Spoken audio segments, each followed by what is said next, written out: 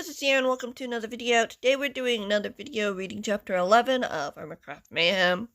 As you can tell from the title of this video, or thumbnail, depending on what entices you to click. I appreciate it, of course, but yeah. This is a Minecraft-inspired story where I put Minecraft YouTubers that I watch and enjoy into a universe, into a world, and see what happens. I've created my own characters, but of course, Minecraft YouTuber characters are based off the characters that the actual people play. So, yeah. It's a gray area there, but it is just me having fun, seeing what happens. There are captions available if you want to follow along as I read the chapter. You're not required to, but you can. There will be spoilers if you haven't read the other chapters or previous books, but yeah, I'm not going to force you to listen through every single book, because that's a lot to listen to. Of course you can, and I encourage that, because it would help me as a creator, but I'm not going to tell you you have to, because you don't. You really don't. But yeah, we should get right into the video. Chapter 11. Bdubs held his hand out in front of him, trying to focus as he pushed against the dark shadows billowing through the valley, congregating around his friends like an eye of a storm, except the exact opposite. A golden force field surrounded Bdubs and his companions, Skiz, Gem, and Pearl. They'd managed to escape the trap Rob had waiting for them. Bdubs was already exhausted from pushing through wave after wave of obstacles. "Keep going," Gem encouraged her friend as Bdubs nodded toward her, his eyes directed at their friends ahead. Scar, Impulse, and Grian were lying side by side on the picnic blanket, unmoving. Bdubs frowned. What's Gerald doing to them? I can keep this shield up, Skiz insisted quickly, swiping a glowing sword through the darkness beyond the shield. For how long? Pearl frowned, glancing up. If Impulse couldn't hold it against dozens of doppelgangers, why would you think you can? What choice do we have? You'll need your focus to help our friends and break them from Gerald's intoxicating spell. Two of us can hold the shield, while the others wake up our friends, Gem suggested, grabbing onto Skiz's arm. You can't do this alone. Not when he's this strong here. How did he even get Rob in here? Skiz muttered. Bdubs inched forward, nearly close enough to touch his friends on the ground. Should he lunge for it? What if he succumbed to the darkness too? That's for me to know and you to find out, Rob snarled. Bdubs screamed as an obsidian dagger smashed against the force field right by his head. The hermit ducked as Skiz lunged at where the man had been. Rob had disappeared with a laugh. You won't be able to wake them from their nightmares this time, Rob taunted in the shadows as Bdubs released his mental focus on the shield, kneeling on the picnic blanket. He reached out toward Impulse, putting a hand on his shoulder. Impulse felt cold, ice cold. Beads of sweat dotted his pale face, his lips moving ever so slightly to unspoken words. Dippledop did it before, Skiz said defiantly. Rob chuckled. Do you know how he did it? Because this one's far worse than a manifestation of fear. What is it then? What did you do? Gem demanded, as Bdubs leaned toward his friend, whispering into his ear, hoping his words might break through. I've learned a lot from my time here, Gerald mused, studying the effects of the headband, how nightmares work in this realm, and how to utilize it, thanks to you and your friends. How long have you been here? Skiz protested. Gerald snickered. I have to connect to my house somehow. So since your death, get straight. Impulse, can you hear me? It's Bdubs. Bdubs closed his eyes, trying to focus on the technique his friend had taught him, imagining a river flowing through the connection, flooding with strength, hope, and courage. You've got to fight this. Impulse groaned, shifting under Bdubs' hand. Bdubs squeezed his shoulder, his hand starting to feel warm, as the link began transferring energy. So what if I couldn't let a mere boy get in the way of my plans, let alone a bunch of selfish, entitled YouTubers. Who are you calling selfish? Pearl asked with amusement. Gerald snorted. You can't hold that force field forever.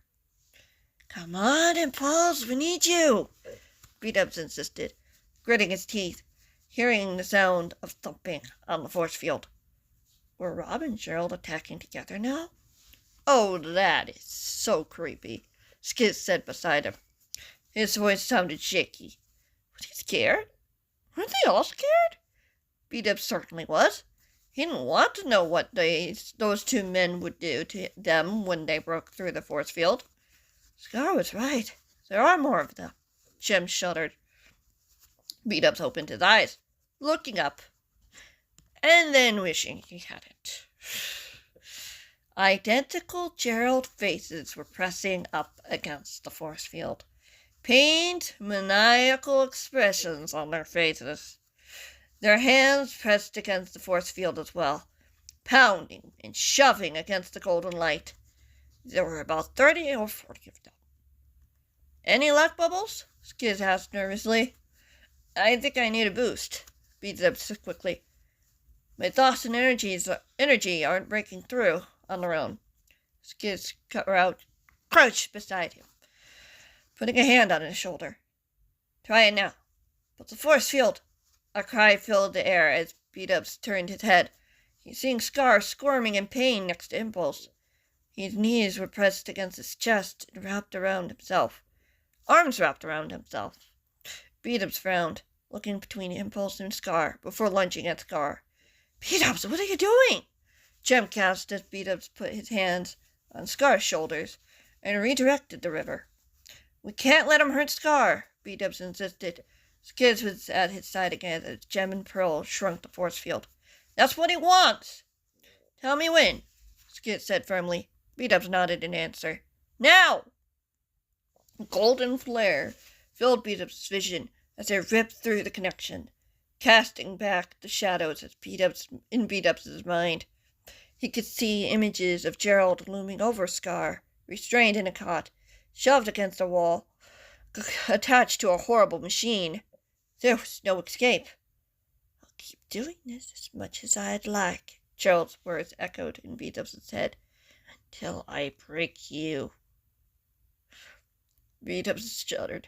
No wonder Scar was afraid to sleep. This jerk wouldn't give him any peace. And who would be able to stop him? You're not alone. Skiz's voice filled his mind. Peace flooded through Bdubs, pouring into the horrible images, washing each of them away, one by one. Scar, can you hear me? Bdubs asked, squeezing his friend's shoulders. I'm scared. The voice was quiet, yet distinct. Bdubs grabbed onto the thought and imagined a wall of strength crashing into those words. You're safe. Safe? Bdubs tensed as a crack split the air. Hurry! They're almost through! Keep them back! Skiz snapped. We're trying! There are just too many of them! Pearl shouted through the pained groans from their assailants. And where was Gerald in all of this?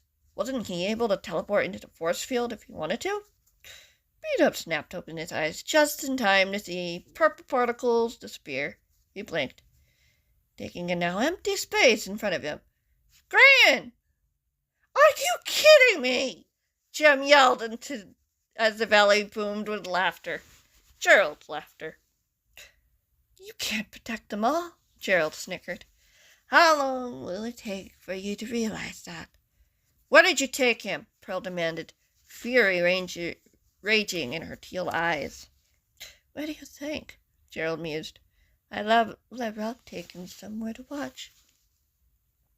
Watch as I drag each and every one of you into a nightmare you can never wake up from. There is nothing you can do. You can't do this forever. Jem narrowed her eyes. Bdubs took a deep breath as the shadows around the force field began to fade. Their assailants remained, but with them something else. Big somethings. Oh no. Bdubs gulped as he took in half a dozen eliminators, tall cylindrical machines that stood on clawed legs, 2 claws extending from either side. They each had one singular eye, all aimed at the force field. I'll be seeing you soon, Gerald said from behind the chaos. Bdubs swallowed as the eyes of the machines began to glow before the lasers struck the shield, shattering it into a million pieces. No! Jem screamed as the Gerald clones lunged at them. Bdubs clapped onto Scar, holding him tight, feeling hands grabbing at him, attempting to pull him away. We need to go, Skiz shouted. Bdubs stole a glance. The older hermit was at his best friend's defense, trying to keep their attackers at bay. But they didn't stand a chance. Dread threatened to burst through his thoughts as he pushed one of the men's hands away. Bubbles? Scar coughed in his ears. Bdubs gasped, meeting his friend's green eyes, which were full of confusion. Hey, Bdubs smiled. You up for lending a hand, Hawkeye? Scar grinned. Of course. Bdubs shoved back the clones as he stumbled to his feet, helping Scar up as well. We need to find Green, Bdubs said quickly. Gerald teleported him out of the force field. Scar nodded, his features as firm as stone. I know where he is. Then let's go, Jem insisted, almost barreling Skiz over, who was helping him pulse up. That was one of the worst things I've ever seen, Impulse groaned, disoriented as Skiz pushed him toward the forest, away from the sea of Geralds chasing them. At least these guys can't teleport, Pearl noted, as the group began to run, Scar taking the lead, bow in hand, every so often firing into the chaos behind them. For now, Scar warned, it seems we have a lot to learn. Impulse sighed. He was running beside Skiz, a sword in hand. We'll get there, Jem said cheerfully. Gerald can't have all the glory. And how do you suppose you're going to stop me? Gerald asked. Bdubs stopped in his tracks, nearly running into Scar. Their surroundings had changed.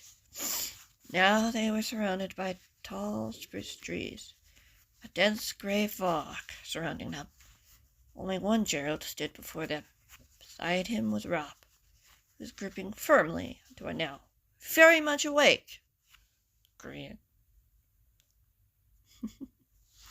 And that is where we're going to end this episode. Next chapter will be a little shorter, but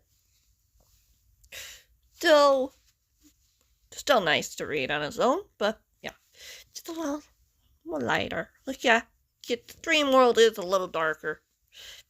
They're supposed to be nightmares. They're supposed to be scary. So yeah, but of course these are coming out in November, and the spooky month is technically over by then. So honestly, whatever. But that's going to be it for this video. I hope you guys enjoyed. And yeah, I'll see you guys next week, where we will be, of course, looking through what Green's going through and then moving on to what's after that. Yeah. Things will start picking up soon. But yeah, the story is only just beginning. We're only like over a quarter of the way there now. So we'll see where it goes. I'll see you guys in the next one, whatever that may be. Whether it's next week or you come by seeing a different video, there is a link in the description to the next video when it's out. so you can follow along there if you want, but you don't have to. But yeah, I will try to leave it as an end screen so you can watch it there too. So, your choice, whatever you want to do. I'll see you guys in the next one, whenever that might be. Goodbye.